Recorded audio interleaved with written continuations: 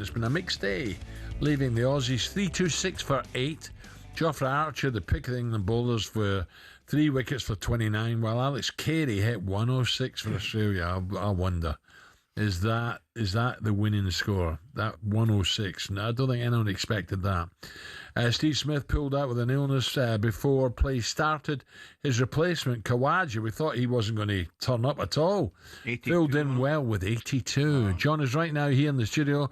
Round it all up is former England skipper Mark Butcher. Butch, Mark, very good morning. Great to see you, Butch. How are you, mate? Good to see you, fellas. Especially in person, Addy. Great to see you. Yeah, I've one or two complaints. I've been spending too much time up the road, Butch, but it's just great to be back in the studio. You mean up the road? Well, America, Canada, Finland. Steady on. I think you might have a little bit of touch paper there, Butch. Sorry, it was my bad. It's been a long night. They're all getting excited about this score. You know, listen, England they've got to get them out ASAP, and then come on with a bat in hand. Yeah, absolutely. It had sort of shades for me of England's first day in the previous Test match in Brisbane, yes. Which. Good pitch. I mean, in Adelaide, it tends to be an absolute batting paradise. So to have Australia 8 down for only 320 is a really good effort. I think it's going to be roasting hot tomorrow. Exactly what has been Harmy said. Yeah, has been Harmy. Yeah, he's been on one, hasn't he, these last couple of weeks? Oh, Steve. But yeah, I mean, knock him over for 340, and then it's very much up to the batters tomorrow. And day 3 are going to be the best days to bat on that pitch. And it's going to, as I said, it's going to be absolutely roasting tomorrow. So great opportunity to keep Australia out there for a day and a half and put 500 on the board. If you do that, you're in great shape. What'd you say to Harry Brook? Because this is an inviting wicket, isn't it, to smash?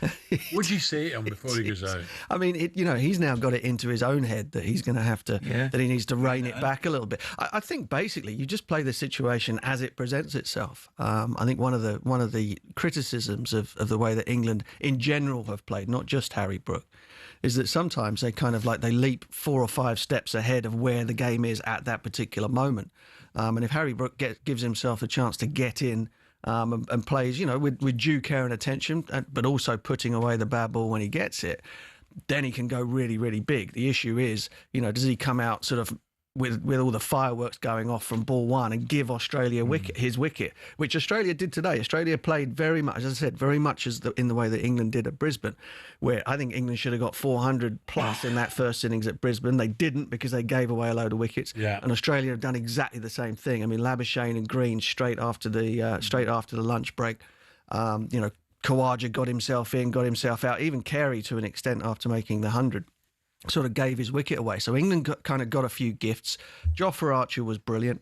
Bryden Cast kind of showed up what has been an issue for him with his bowling over the last year. I think he's been the only England bowler to have played sort of all Test matches in almost the history of the game to go at 4 runs and over for the entire calendar year. So he is very expensive, and he's not, generally speaking, a sort of a new ball bowler. So one of England's problems with their bowling attack is that they've got 3 guys who are all much more comfortable bowling with the old ball, and only Jofra Archer, who's very comfortable bowling with the new one. So that was an issue for them at the beginning, but I think at the end of it all, England will be very, very happy. But what happens over the next 2 days will decide what happens in the Test. Well, that's what I was going to say to you, but we'll move on to that. And you're saying it's an excellent wicket, and there's a potential for England to get 400 or 500 runs, which would be brilliant, it'd be ideal. However, I'm looking at England batting line-up, Butch, Joe Root aside, I'm looking at that. I'm looking at the turn of line and Cummings, and I know Harmy was saying they haven't played a lot of cricket, but whether we like it or not,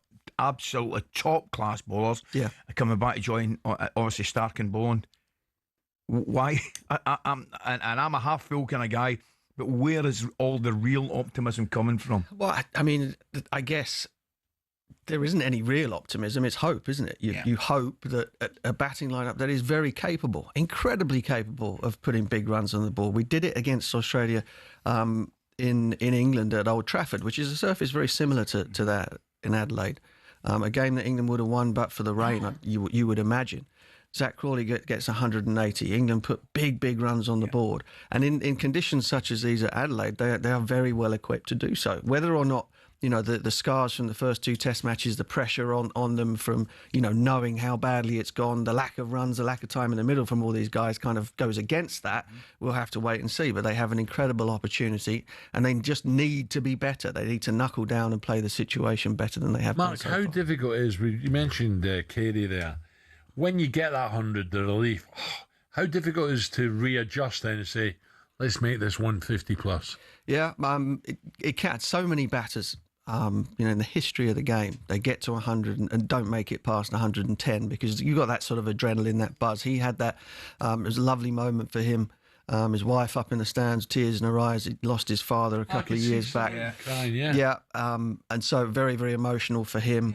Yeah. He's been sort of overshadowed as a South Australian cricketer who played their cricket at Adelaide by Travis Head. Head's kind of like the hometown hero, but they were all calling Alex Carey's name today. And I think he's a brilliant cricketer. I mean, obviously in England, he's most known for the sort of the Johnny Bairstow stumping incident back at Lords and whatever. But he's a brilliant wicket keeper. He's an incredible competitor. And I think he's very, very underrated. Second innings, sorry I'm interrupting you there, but second innings, is there an opportunity perhaps for a wicket breaking up? No Bashir, would that be a problem? Yeah, Will Jack spun a few today. Yeah. Spun a few quite sharply, actually. 40 degrees tomorrow. Yeah, going to be very, very hot tomorrow. And so Nathan Lyon, you would imagine, will bowl a lot of overs for Australia tomorrow. But, as I said, on day two and sort of halfway through day 3 is always the best time to bat in Australia. So England have to make that count. I mean, they have no choice. Got to win 3 matches on the bounce. Has to start here. The bowlers, by and large, have done an excellent job for them today on a flat. Australia would be really disappointed with 328 for 8, I think. It would be great if they could take it to Melbourne. Wouldn't it? Decider. Oh, yeah. That would, for all the punters who've travelled there, it'd be brilliant. So the Boxing Day Test match needs to be a live Test match, doesn't it, for the series? So that's England's goal is to keep their sort of their views short. You've got to play each day, each hour, and win all of those sessions in order to sort of drive it forward to Melbourne. But we can sit here at home and kind of go, what, wouldn't it be great to wake up on Boxing Day and have the series very much alive? Because 2-1, there'll be pressure back on Australia for sure. Brilliant. Let's see see you, what mate. it brings. Have a lovely day. Thank you very much for popping in. You guys Get some sleep. Yeah. Yeah, gosh, it's a hard gaff, that is not all night. Old has-been Harry looked really tired, didn't he? Army. He'll kill me for that. He will. And he'll be watching the football tonight as well, won't he? He'll watch a bit of Newcastle for sure. Oh, dear. Right, Mark Butcher there.